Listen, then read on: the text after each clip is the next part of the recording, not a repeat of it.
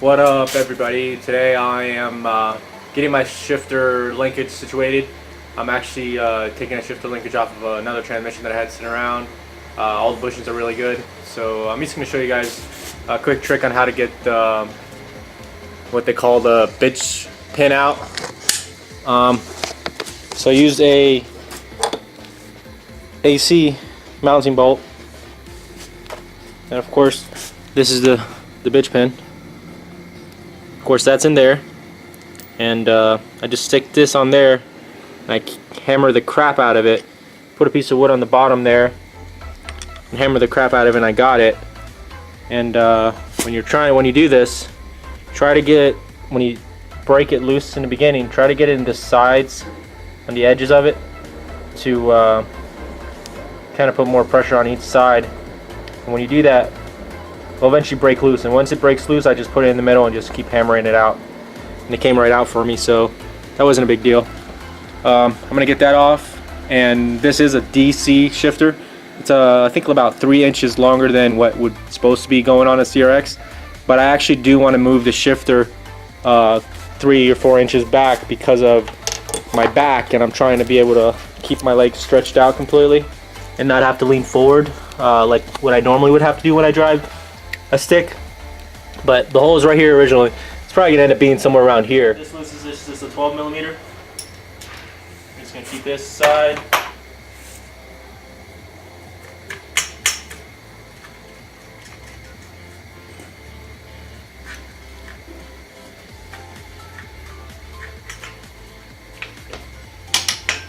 So these have been replaced at one point. So I'm just going to reuse that. I know there's solid rubber that energy suspension sells. I prefer it not to be solid. I mean, if I have shifting issues later on, I will switch it over to the solid bushings, but I don't think I will. I just never like the feel of it. And all the bushings in here as well have been replaced at one point. So this guy right here, I'm actually not going to use it, this bushing, because my car already has an energy suspension one that it came with.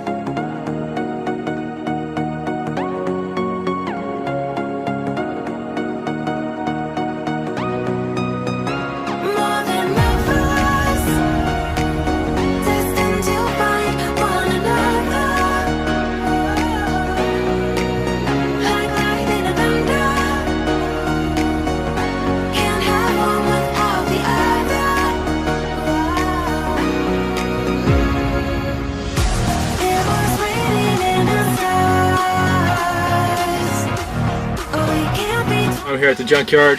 I'm finding a piece to weld in for my shifter. So I'm moving it back. Figured that the easiest way is to cut one of these guys out. I'm going to cut this out and weld it into mine. And junkyard is closing down, so I'm going to kind of do this real fast. So yeah guys, this is an 88 hatch HF. So I don't like how little metal there is over here in front of this. I know there's a 94 in the front that's already, shifter's already taken apart, and because I don't have much time left, I'm going to just go ahead and go to that one instead. Alright guys, so I'm in the 94 Integra. So if you look here, it's got a couple more inches, like about an inch more than the HF. I think I'm just going to cut it as much as possible, and might end up having to add a piece of metal at home. I'm going to try to just take, man, this is gonna suck. So I'm gonna try to take out as much as possible all the way up until here.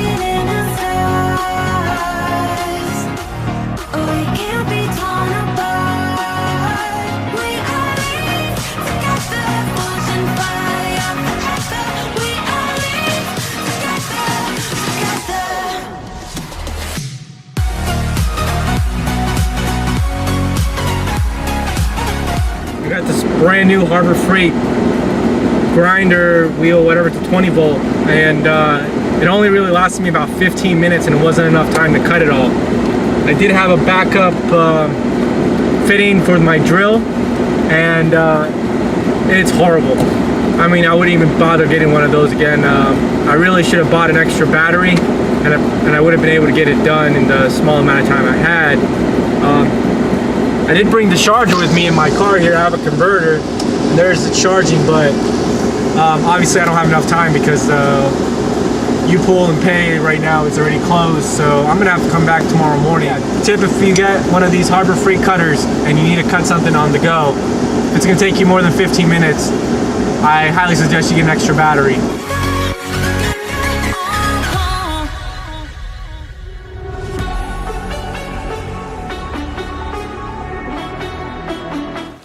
Looks like an ugly mess right now.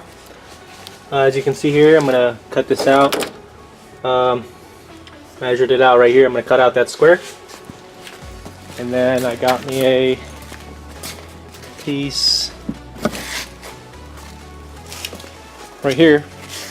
This is out of a 94 Integra, so I'm gonna cut this out right here, and then I'm gonna smooth this out with probably fiberglass later on and make it look clean. But I'm gonna cut that out, put it in. Hopefully it's flush with the body, and then I'm gonna weld it. I test fitted the middle. I'm about to start making my final cut in here.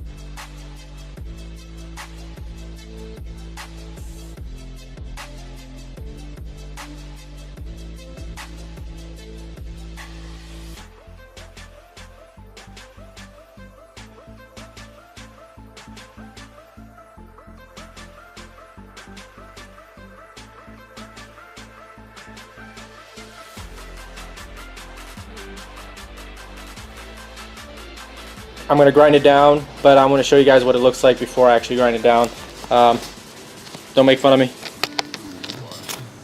So there's my big boogers right here. Looks like shit, but it is definitely going to hold and do what I need it to do. It looks like it kind of bent inwards here a little bit, so I am going to kind of hammer it down from the bottom and straighten that all out. When you're using a really shitty welder like the one I'm using right now, and you're using sheet and you're welding really thin sheet metal, it is set to all the way on its low setting and with the wire pushing out as fast as it can, and it still is causing holes in the sheet metal. What you do is you just run at it real quick. Let's do quick runs like that while you're hitting it. And what happens is that you leave little balls of solder on there or weld, and then you let that cool off. What I do is do one side, do the other, one side, do the other, and then let it cool off until you got a bunch of little beads like that. Let it cool off, and once it cools off, you can come back and actually slowly now go at a slow pace and weld over that. That will make it to where there's a little bit of a shielding there, so when it does get hot, those little balls will melt over the spot where you're trying to weld. It'll look like crap, but it will hold.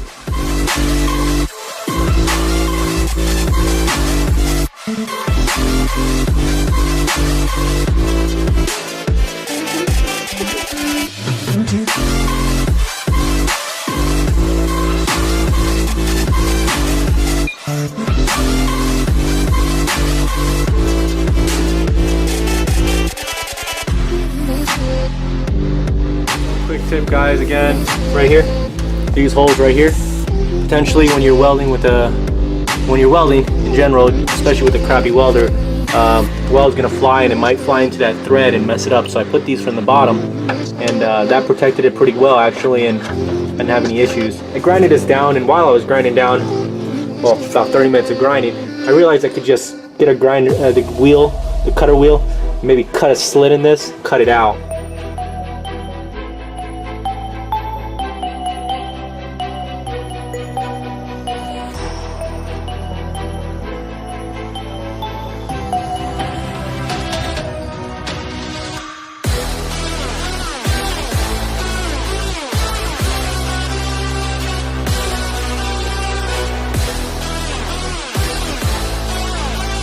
How it looks, and I like actually how it came out because it's really sturdy, and I probably welded a lot more than I needed to, but yeah, I smoothed this part out.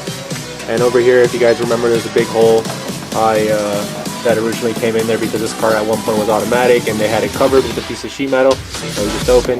There's a little section here too. I kind of welded that all in, and I actually went from underneath as well and ran a bead across from here, all the way around. I didn't get that on camera because it was really messy, and I got my hands got burned a couple times, but it was alright. It wasn't actually as bad as I thought it would be. But right now, what I'm going to be doing is the Bondo hairs. So if you look, see it's fiberglass, resin and fiberglass mixed with Bondo. So I'm going to try to smooth this part out and not put a crazy amount, so that way I can get that all sanded, and it won't be a big job sanding it out. I'll try to smooth that out as much as possible, but I'm not going to really put a lot because eventually I am going to be doing some changes again to this car, and more than likely this section is going to get modified again. So I'm going to try not to put too much of it, so that way if I do need a weld in the future, it won't be in the way.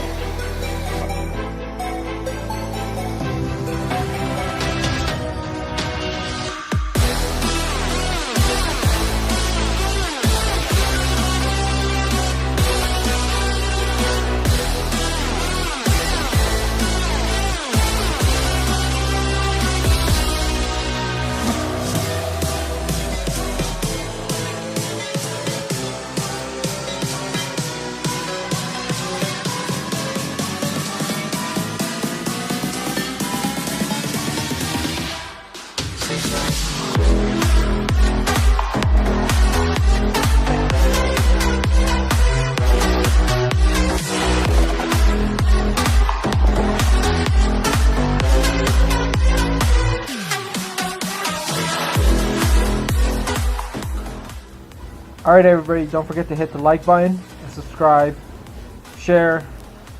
As you can see, I put a thin film, and one thing about this stuff, it's good to kind of keep it going in the same direction when you're laying it down.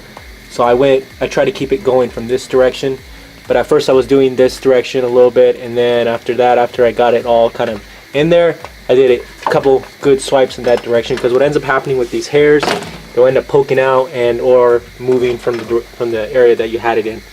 But if you look, I put a thin film all across, and that's going to cover it pretty good. And once I primer that and hit it with some 80 grit, if there's any high spots that I don't see right now, once it dries I'll see it better. And then I'll smooth it out with like 220 and maybe move up to like a 320, and then from there I can primer it and paint. Wait about 30 minutes after the primer is dry. I'm going to give it about 2 coats of primer just to give it really good coverage, and then I'll give it about 3 coats of the gold. While I'm sanding, I'm going to do just like what you would do on the body of the car and feather out these paint lines so that hopefully a lot of that doesn't show, like here. In 2019, make this a 10-second car, and hopefully I can make it a low 10-second car, and then once I blow that engine up, I'll probably put another B series in there, build it myself, maybe get into the 9s with that, and next year over winter time there's a very good chance I'll be switching it over to K, unless something happens, something comes up. Maybe they come out with like find a cheap deal on like an all-wheel drive transmission that's built, a sequential one. I know they just came out with one of those for the B series. If that's the case, I might be going that route as well, but stay tuned guys with me, and I am going to have some crazy builds going on with this car. It's going to be going through a lot of changes, like I said, so keep up. And also I just want to remind everybody, I'm no professional. I don't do this for a living. I have been doing this kind of stuff on and off since I was 16, 15. I grew up in a mechanic shop. Our apartment was literally attached to the shop itself, and we lived there since I was like 13 years old. But I didn't do a lot of the mechanic work myself. I just worked on my own cars here and there, but I mostly learned the management part of the business, running the business and all that shop-wise. My dad never wanted me to actually be a mechanic, but I grew into it. I love what I do as a hobby, so it kind of became a hobby, and I learned a lot of it from YouTube. Young Static was a big inspiration for me for doing the actual painting myself, so big shout out to him for inspiring me. I've been watching his videos for about like 8 years probably now, since I was in high school, so big inspiration.